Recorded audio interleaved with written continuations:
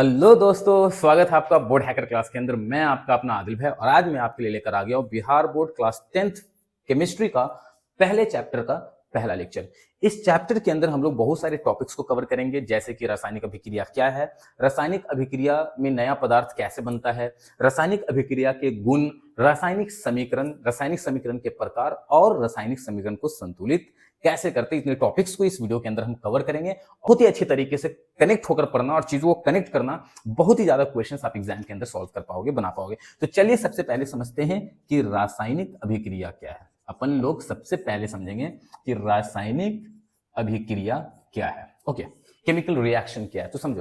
पहले तो इसका डेफिनेशन देखते हैं। डेफिनेशन ये कहता है कि वैसी रासायनिक क्रिया होती है जिसमें दो पदार्थ जुड़कर या एक पदार्थ टूटकर एक या दो नए गुण वाले नए पदार्थ का निर्माण करते हैं, तो वैसी क्रिया को हम कहते हैं रासायनिक अभिक्रिया। यानी डेफिनेशन कहता है कि वैसी क्रिया जिसमें दो पदार्थ जुड़कर या एक पदार्थ टूटकर एक या दो नए गुण वाले नए पदार्थ बनाते हैं, उसे हम कहते हैं रासायनिक अभिक्रिया। अब एग्जाम्पल से समझाता हूं कि एक्चुअली मतलब क्या है। देखो, एग्जाम्पल से समझो। जैसे मैंने यहां पे लिया हाइड्रोजन गैस और लिया मैंने ऑक्सीजन गैस। देखो, हाइड्रोजन गैस क्या है कि हाइड्रोजन गैस एक बहुत ही एक्सप्लोजिव गैस है, एक बहुत धमाकेदार गैस है। अगर हाइड्रोजन गैस को थोड़ा सा हीट दे दोगे तो ये ऑक्सीजन से रिएक्ट करके एकदम ब्लास्ट कर देगा। तो ये जो हो गया हाइड्रोजन गैस, एक्सप्लोजिव गैस है। और यहाँ ऑक्सीजन गैस है जो गैस जलने में मदद करता है। देखो, एक वो गैस है जो एक्सप्लोजिव गैस है, वो गैस है जो जलने में मदद करता है। नॉर्मली तो यही समझ में आ रहा है कि दोनों को मिला देंगे तो धमाका होगा, लेकिन ऐसा नहीं है गाइज। होता क्या है कि अगर ये दोनों गैस को निश्चित मात्रा में मिलाकर आग लगाओगे तो बनता है पानी। अब इस पानी के अंदर ना तो हाइड्रोजन गैस का गुण है, नहीं तो ऑक्सीजन गैस का गुण है। पानी एक बिल्कुल ही नए गुण वाला नया पदार्थ हुआ, तो ये एक रासायनिक अभिक्रिया। तो अब समझ में आया होगा रासायनिक अभिक्रिया का मतलब क्या होता है, कि ऐसी क्रिया जिसमें दो पदार्थ जुड़कर चाहे तो एक पदार्थ टूटकर बिल्कुल नए गुण वाले नए पदार्थ का निर्माण करे, तो उसे कहते हैं रासायनिक अभिक्रिया। एक और एग्जाम्पल देखो, जैसे कि मैंने यहां पे लिया कैल्शियम कार्बोनेट लिया और इस कैल्शियम कार्बोनेट को हम गर्म करेंगे। कैल्शियम कार्बोनेट ये हो गया, इसको हम लोग संगमरमर भी कहते हैं। क्या कहते हैं? संगमरमर। अब संगमरमर क्या होता है? जब दो लोग संग संग मरते हैं तो उसे हम लोग कहते हैं संगमरमर। ऐसा नहीं है, संगमरमर जो है एक किस्म का पत्थर है जिसको रासायनिक तौर पे हम लोग कहते हैं कैल्शियम कार्बोनेट। रासायनिक तौर पे हम लोग इसे क्या कहेंगे? Calcium carbonate. तो ये किस्म का पत्थर होता है संगमरमर, रासायनिक रूप से वो कैल्शियम कार्बोनेट है। अब जब इसे हम हीट करेंगे तो ये टूट जाएगा, कैल्शियम ऑक्साइड और कार्बन डाइऑक्साइड गैस में ये टूट जाएगा। अब ये जो कैल्शियम ऑक्साइड है इसे हम लोग कली चूना भी कहते हैं। क्या कहते हैं इसे? कली चूना। या फिर ये क्या है? कैल्शियम ऑक्साइड है, कैल्शियम ऑक्साइड। अब वो जो है वो CO2, वो है कार्बन डाइऑक्साइड। सोच कर देखो, ये किस्म का पत्थर था, अब इसको आपने हीट किया तो ये पाउडर में चेंज हो गया। क्योंकि चूना है, कली चूना व्हाइट पाउडर होता है, और कार्बन डाइऑक्साइड में ये तब्दील हो गया। क्या बिल्कुल नए गुण वाला नया पदार्थ बना कि नहीं? बिल्कुल बना। तो ये क्या हुआ? रासायनिक अभिक्रिया हुआ। तो उम्मीद करते हैं रासायनिक अभिक्रिया समझ में आ गया होगा। एक बार समझ लो, वैसी क्रिया जिसमें दो पदार्थ जुड़कर चाहे तो एक पदार्थ टूटकर बिल्कुल नए गुण वाला नया पदार्थ बनाता है, तो ऐसी क्रिया को हम कहते हैं रासायनिक अभिक्रिया। अब देखो, रासायनिक अभिक्रिया में जो पदार्थ भाग लेता है, रासायनिक अभिक्रिया में जो पदार्थ भाग लेता है उसको हम लोग कहते हैं अभिकारक। उसे कहते हैं अभिकारक, यानी इंग्लिश में हम बोलते हैं रिएक्टेंट। और जो नया पदार्थ बनता है रासायनिक अभिक्रिया में उसे कहा जाता है उत्पाद या फिर प्रतिफल कहते हैं। या फिर क्या कहते हैं? प्रतिफल। इंग्लिश में हम लोग इसको बोलते हैं प्रोडक्ट। इंग्लिश में क्या बोलते हैं हम लोग? इसको प्रोडक्ट कहते हैं। तो यहां पे समझिए, ये क्या हो गया हमारा? अभिकारक हो गया। ये क्या हो गया हमारा? तो ये हो गया उत्पाद, प्रतिफल हो गया। क्लियर है रासायनिक अभिक्रिया का होता है। दूसरा चीज है कि रासायनिक अभिक्रिया में नया गुण वाला नया पदार्थ कैसे बनता है। अगला पॉइंट हमारा ये है कि रासायनिक अभिक्रिया में नया गुण वाला नया पदार्थ कैसे बनता है। तो बहुत नॉर्मल सी चीज है। देखिए, जो पदार्थ रासायनिक अभिक्रिया में भाग लेता है, मतलब कि अभिकारक, वह पदार्थ परमाणुओं में टूट जाता है और फिर वह परमाणु पुनः संगठित होते हैं, पुनः सजते हैं और एक नई प्रकार की परमाणु संरचना बना लेते, जिससे कि नया गुण वाला नया पदार्थ बनते। एग्जाम में ऐसा हो कि रासायनिक अभिक्रिया में नया गुण वाला नया पदार्थ कैसे बनता है, तो आप ऐसे समझाना कि रासायनिक अभिक्रिया में जो पदार्थ भाग लेते हैं, मतलब कि अभिकारक, उसके जो परमाणु होते हैं वो टूटते हैं और फिर परमाणु पुनर्संगठित होते हैं, वापस से सजते हैं और एक नई परमाणु संरचना बना लेते हैं, जिससे कि नए गुण वाले नए पदार्थ का निर्माण होता है। जैसे देखो, यहाँ पे हाइड्रोजन परमाणु था, यानी हाइड्रोजन अणु है जिसमें दो हाइड्रोजन परमाणु है, और यहाँ ऑक्सीजन गैस का अणु है जिसमें दो ऑक्सीजन परमाणु है। अब ये अणु जो है परमाणु में टूट गया तो यहाँ से दो हाइड्रोजन परमाणु, और ये अणु भी परमाणु में टूट गया तो यहाँ से दो ऑक्सीजन अणु। फिर ये हाइड्रोजन परमाणु ऑक्सीजन परमाणु आपस में सज गया और सज कर एक नया गुण वाला नया पदार्थ बना लिया। तो इस तरीके से नया संरचना बनाया परमाणु, जिससे नया गुण वाला नया पदार्थ बना। अब एक चीज देखो भाई कि जब रासायनिक अभिक्रिया में अभिकारक के परमाणु सजेंगे और नया परमाणु संरचना बनाएंगे तो नया पदार्थ बनेगा। तो इसका मतलब है कि कोई चीज को अगर हम सजाते हैं तो नई सजावट में भी वो चीज उतनी ही रहती जैसे पहले थी। इसका मतलब कि अभिक्रिया में जितना परमाणु रासायनिक अभिक्रिया के अभिकारक में है उतने ही परमाणु प्रतिफल में होनी चाहिए, क्योंकि ये परमाणु सज रहे हैं। लेकिन आप यहाँ नोटिस करना, यहाँ हाइड्रोजन 2 परमाणु, ऑक्सीजन 2 परमाणु, टोटल 4 परमाणु है। और यहाँ पर जो जल बना है उसमें हाइड्रोजन के 2 परमाणु, ऑक्सीजन के 1 परमाणु, 3 परमाणु है। तो ऐसा कैसे हुआ? तो जब अभिक्रिया जब हुई थी तो वहां पे अभिक्रिया के बाद भी उतने ही परमाणु थे, लेकिन जब हम उसे समीकरण के रूप में लिखें तो एक तरह से डिफेक्ट पैदा हो गया कि दोनों तरफ परमाणु एक जैसे नहीं है। तो इसको हम लोग कहेंगे असंतुलित रासायनिक समीकरण। तो इसीलिए कहा जाता है कि रासायनिक अभिक्रिया को हम लोग संतुलित करते हैं। इसलिए संतुलित करते हैं ताकि दोनों तरफ परमाणु की संख्या बराबर हो जाए, जिससे कि रासायनिक अभिक्रिया होने के नियम का फॉलो हो सके। यानी एक वैज्ञानिक थे जिनका नाम था लेवोजियर। अब लेवोजियर ने कहा था, जिसको लवुआजी भी कहते हैं, लेवोजियर ने कहा था कि रासायनिक अभिक्रिया में जो पदार्थ भाग लेते यानी अभिकारक के जितने परमाणु होंगे उतने ही परमाणु प्रतिफल में होंगे। इसको कहा जाता है द्रव्यमान संरक्षण का सिद्धांत, law of conservation of mass. तो अगर आपको ऐसा सवाल एग्जाम में आ जाए कि रासायनिक अभिक्रिया को संतुलित क्यों करते हैं, तो उसमें ऑप्शन होगा, तो उसमें एक ऑप्शन होगा द्रव्यमान संरक्षण की सिद्धांत को फॉलो कर सके, उस नियम का पालन हो सके, इसलिए समीकरण को क्या कर देते हैं? संतुलित कर देते हैं। खैर, ये भी रिएक्शन सही है, लेकिन ये असंतुलित है, दोनों तरफ परमाणु की संख्या बराबर नहीं है।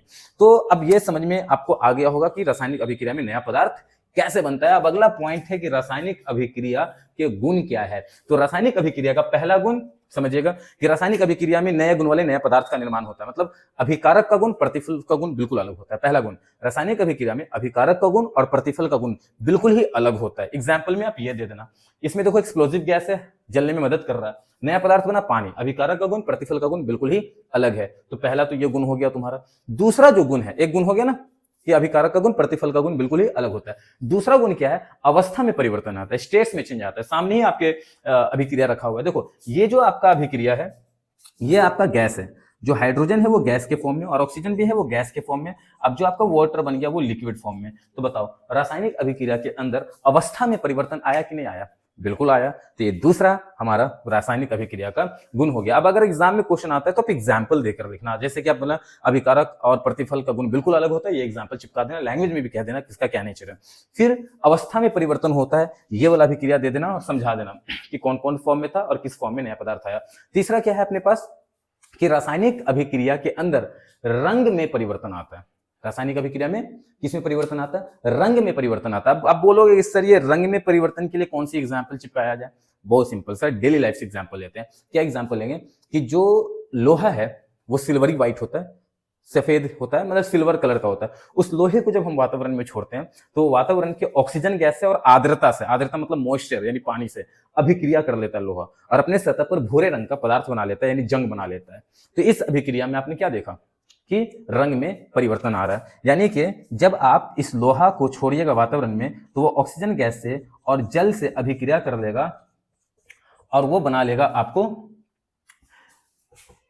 भूरे रंग का पदार्थ, जिसको आप लोग क्या कहते हैं? जंग कहते हैं। तो इसमें क्या था? पहले वो किस कलर में था? सिल्वरी व्हाइट, और जंग जो है भूरे रंग का पदार्थ है, लाल भूरे रंग का पदार्थ। तो रंग में परिवर्तन आया। तीसरा ये गुण था।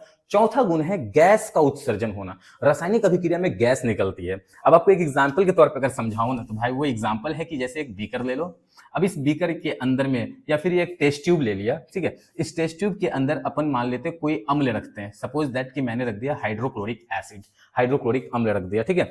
अब इस टेस्ट ट्यूब के अंदर हाइड्रोक्लोरिक अम्ल रख दिया, अब इसमें हम लोग दानेदार जिंक को डालेंगे, यानी जिंक का दाना वगैरह डालेंगे। तो जैसे ही हम लोग इस दानेदार जिंक को इसके अंदर डालेंगे, दानेदार जिंक को, तो क्या होगा? दानेदार जिंक जो है वो हाइड्रोक्लोरिक एसिड के साथ रिएक्ट करेगा।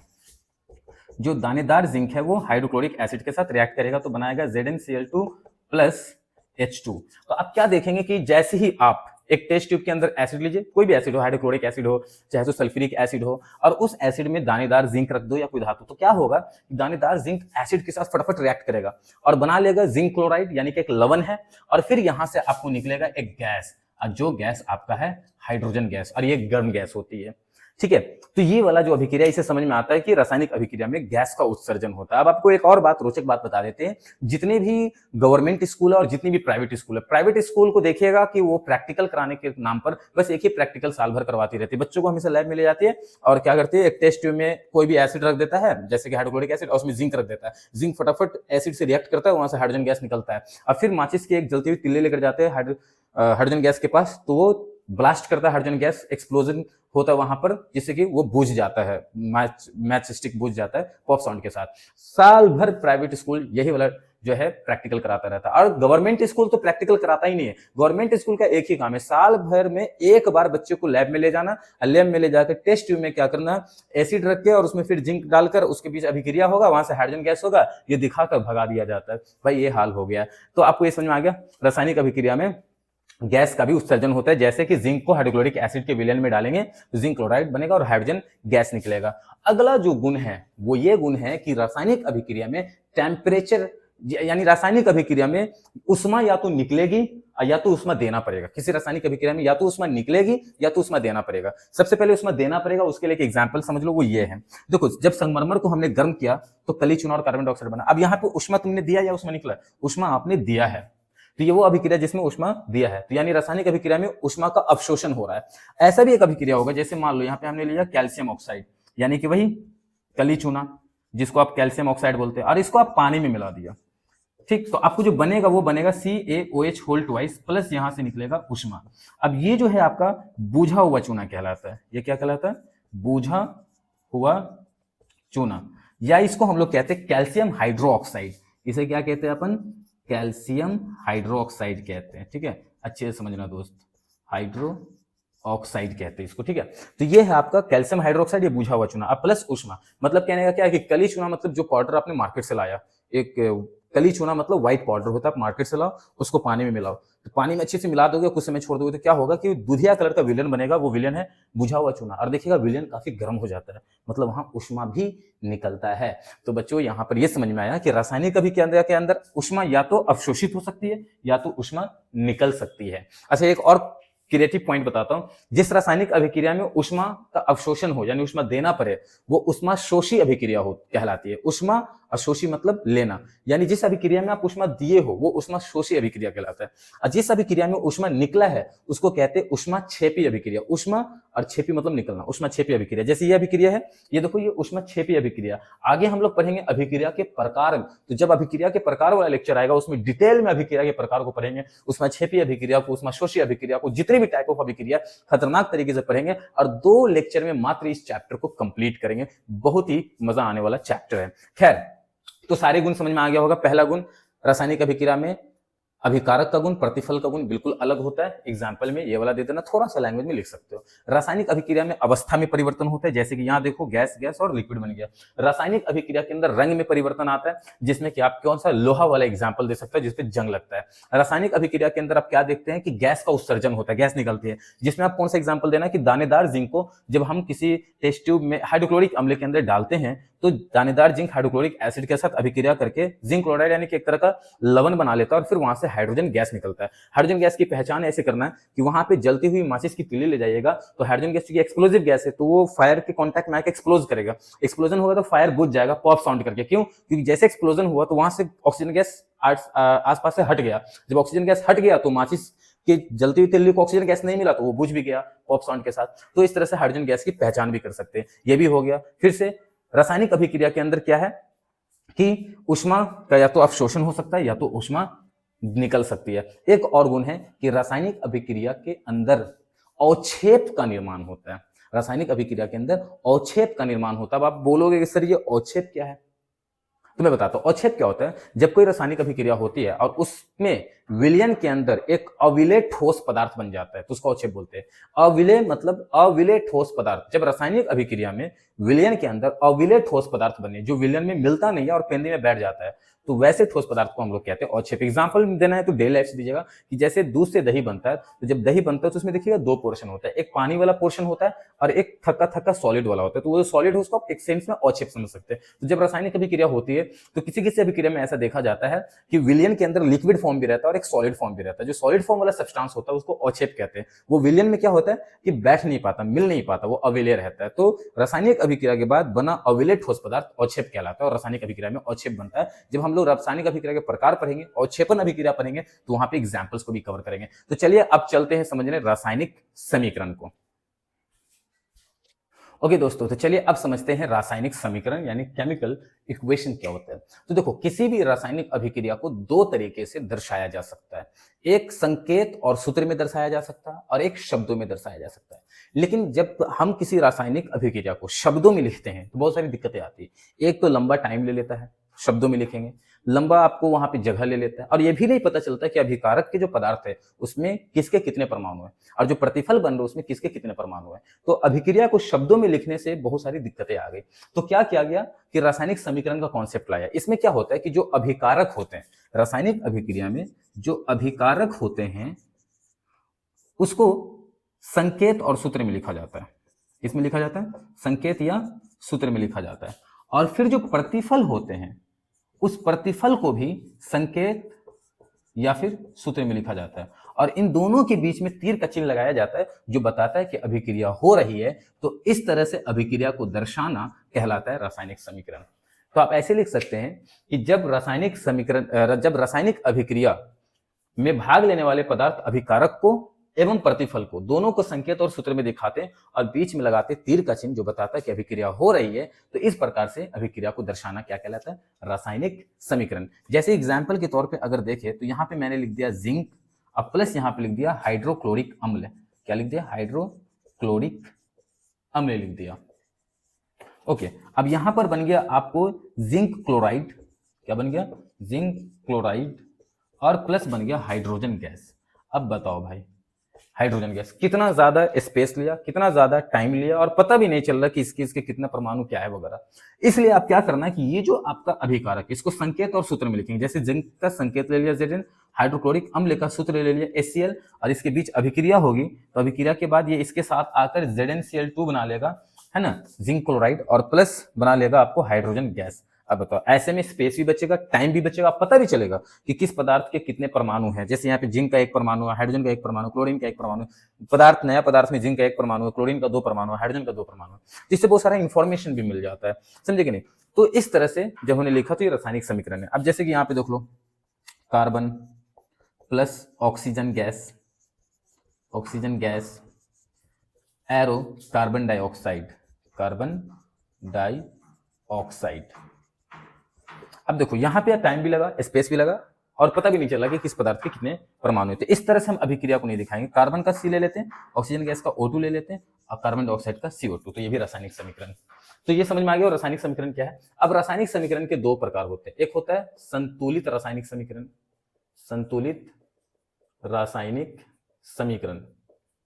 और एक होता है असंतुलित रासायनिक समीकरण,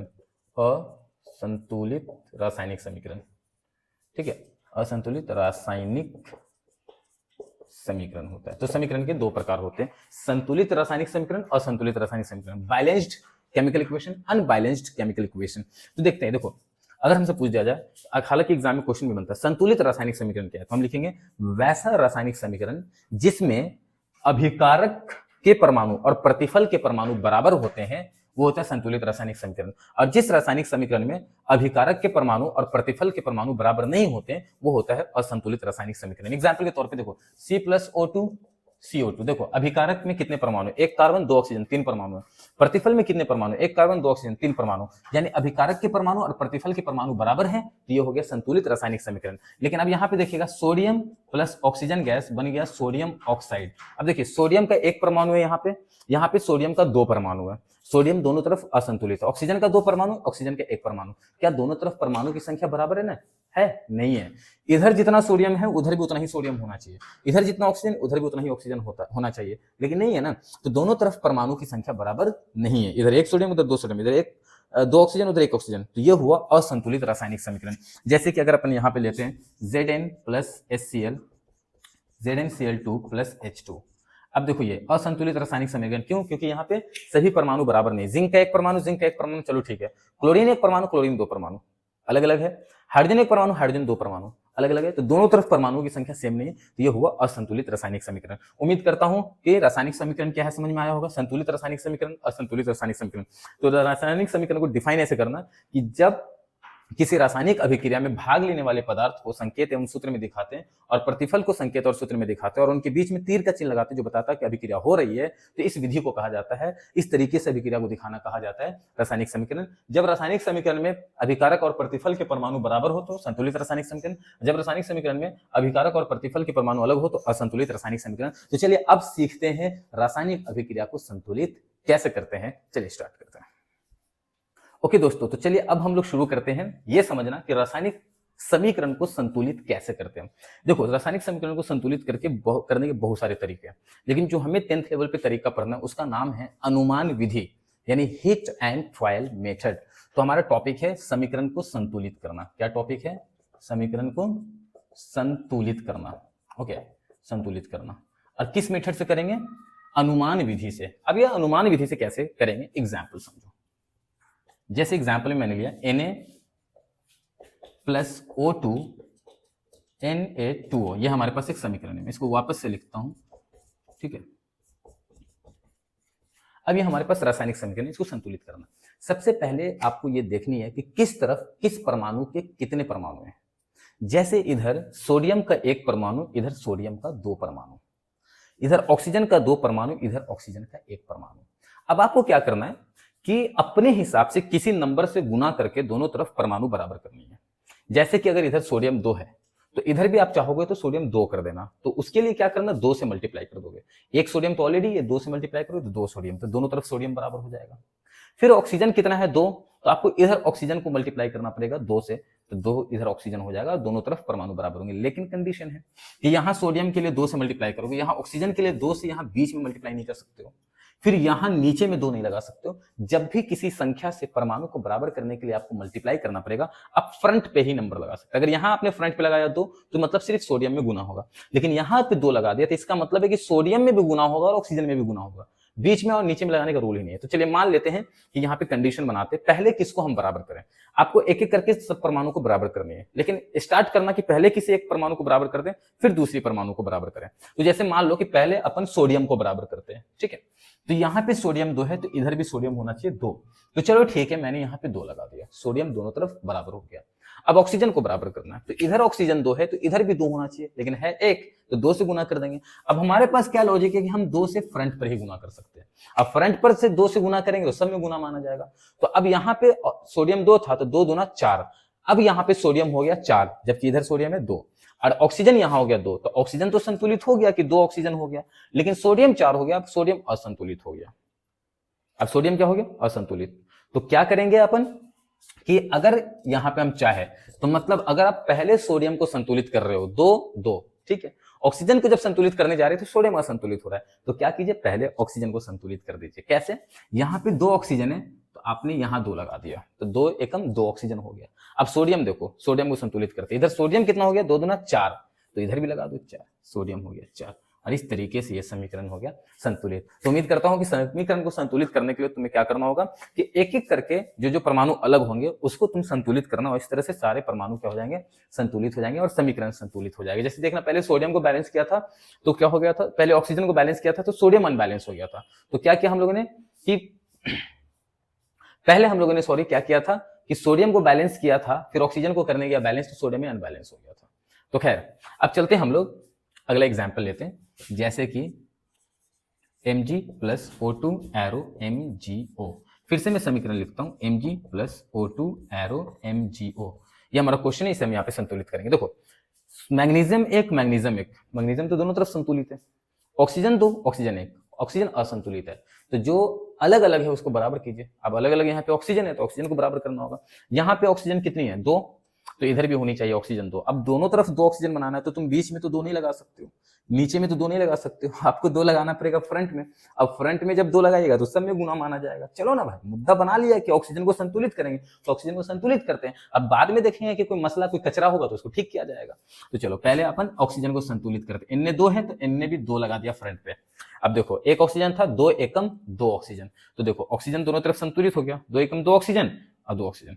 अब मैग्नीशियम को देखिए संतुलित है तो ठीक, नहीं है तो संतुलित कर देंगे। 2 मैग्नीशियम, चूंकि 2 से सब में गुना, 2 मैग्नीशियम 1 मैग्नीशियम।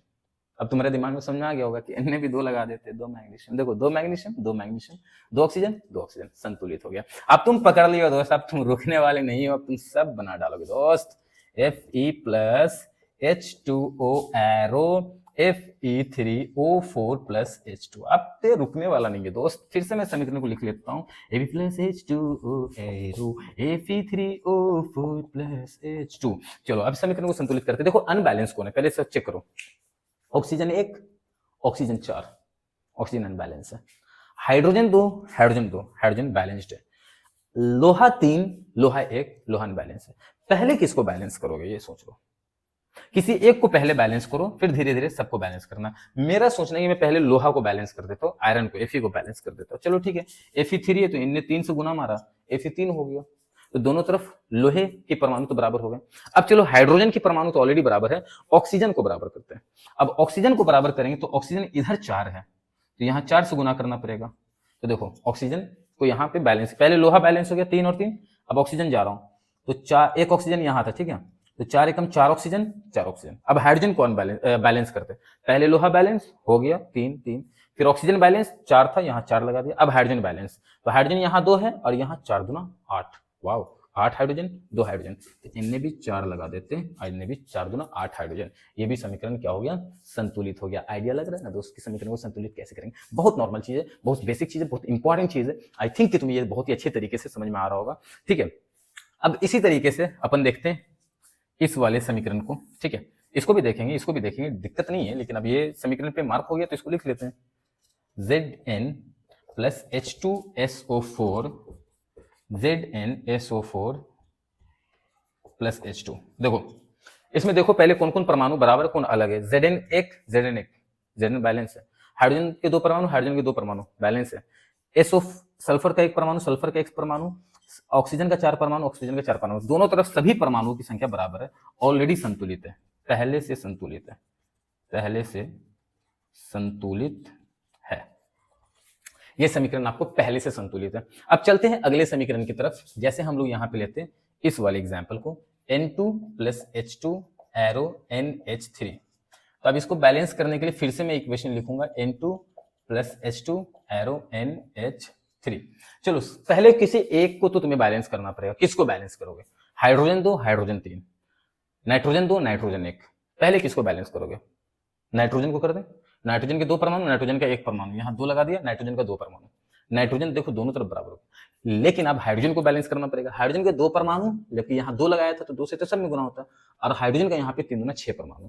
यहाँ हाइड्रोजन का 2 परमाणु, यहाँ हाइड्रोजन का 6 परमाणु, तो इधर भी हाइड्रोजन का 6 परमाणु कर देंगे, अब 2 है तो 3 से गुना कर दिया, और ये समीकरण भी आपका इस तरह से संतुलित हो जाता है। चलो इस वाले समीकरण को देखते हैं, इसको यहीं पे बैलेंस कर देता हूँ, Na+Cl2 एरो NaCl। पहले किसी एक परमाणु को बैलेंस करो। यहाँ पे क्लोरीन का 2 परमाणु है, क्लोरीन का 1 परमाणु है, क्लोरीन को बैलेंस कर दो, ठीक। तो यहाँ 2 लगा दिया तो 2 से सब में गुना, तो हमारा क्लोरीन टारगेट था बैलेंस करना, तो क्लोरीन बैलेंस हो गया। 2 है तो 2 एकम 2। अब चलो सोडियम को देखते हैं। सोडियम भी यहाँ 2 लगाने से सोडियम 2 हो गया, यहाँ सोडियम 1 है, यहाँ भी 2 लगा दो, सोडियम बैलेंस हो गया। अब चलते अगला समीकरण लेते हैं अपन, और अगला समीकरण अपने पास ये है। इसको चेक करो, इसको चेक करो कि ये बैलेंस है या बैलेंस नहीं है। Ba का 1 परमाणु, Ba का 1 परमाणु, Ag का 1 परमाणु, Ag का 1 परमाणु, क्लोरीन का 1 परमाणु, क्लोरीन का 2 परमाणु, क्लोरीन अलग अलग है, ठीक है। NO3 का होल ट्वाइस है, NO3 1, यानी पूरा NO3 ग्रुप 1 है, NO3 ग्रुप 2 है, तो 2 चीज अनबैलेंस है यहाँ पे। एक तो NO3 आपका अनबैलेंस है और दूसरा आपका क्लोरीन अनबैलेंस है। करना क्या है मैं आपको समझाता हूँ। यहाँ पे देखो, जैसे कि यहाँ पे इसी में मैं क्वेश्चन को बैलेंस कर दे रहा हूँ, तुम पहले क्वेश्चन लिख लेना और फिर उसको बैलेंस करना, मैं इसी में कर दे रहा हूँ, ठीक है। देखो पहले अपन क्या करते हैं, क्लोरीन को बैलेंस करते हैं। देखो chlorine 2 chlorine 1, first attempt chlorine की तरफ मैं जा रहा हूँ। क्लोरीन 2 है तो यहाँ लगा दिया 2, क्लोरीन 2, क्लोरीन बैलेंस हो गया दोस्त, 2 क्लोरीन 2 क्लोरीन, चलो क्लोरीन बैलेंस हो गया। अब सिल्वर को बैलेंस करते हैं, Ag को, Ag 1 है, Ag 2 है, तो यहाँ 2 लगा दिया तो सिल्वर बैलेंस हो गया, 2 सिल्वर 2 सिल्वर, सिल्वर बैलेंस हो गया। अब NO3 का होल ट्वाइस, और यहाँ देखो NO3 1 है, यहाँ 2 से, तो ये भी NO3 का होल ट्वाइस हो गया, बाकी सब बैलेंस है। ये भी समीकरण आपका बैलेंस हो गया। हाँ, आप क्वेश्चन लिख कर बैलेंस करना, ये ऑलरेडी बैलेंस था। इसको बैलेंस करना है तो देखो एक लाइन में ये बैलेंस होगा, पहले तुम क्वेश्चन लिख लेना फिर बैलेंस करना। मैं इसी जगह बैलेंस करता हूँ। NO3 का होल 1 है, NO3 का होल 2 है, तो क्या करते हैं यहाँ पे 2 लगा देते हैं तो NO3 का होल 2 हो जाएगा, NO3 का होल 2 हो गया। पोटेशियम कितना हो यहाँ पे, NO3 था और 2 से इंटू तो NO3 होल 2, पोटेशियम 2 हो गया, यहाँ 2 लगा दीजिए तो पोटेशियम 2, और आयोडीन 2, आयोडीन 2, PB1 बैलेंस हो गया। ओके, इस तरीके से ये समीकरण को बैलेंस करना है और खूब प्रैक्टिस करना और अपनी किताब से आप क्वेश्चंस को बैलेंस करो। अगर कोई दिक्कत होता है तो आप कमेंट करना, मैं वापस आपके लिए आकर आपको समझाऊंगा।